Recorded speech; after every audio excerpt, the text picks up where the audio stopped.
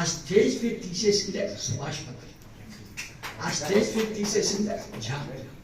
అందుకే నాకు సుభాష్ పత్రి అంటే అంత ఇష్టం, జాన్ అంటే అంత ఇష్టం. అందుకే 20 రోజులు నేను ఎప్పుడు ఇలా చెప్తూ పోతుంటా క్లాసులో, నాకు అంత ఇష్టం బాగా.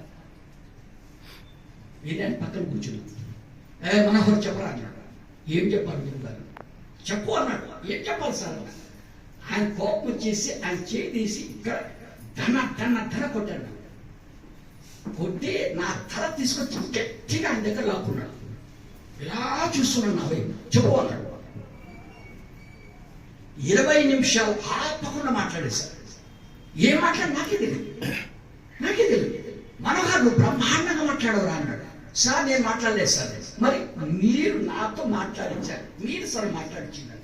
మనోహర్ నన్ను పట్టేసేవారు అన్నాడు. నన్ను పట్టేసుకున్నాను.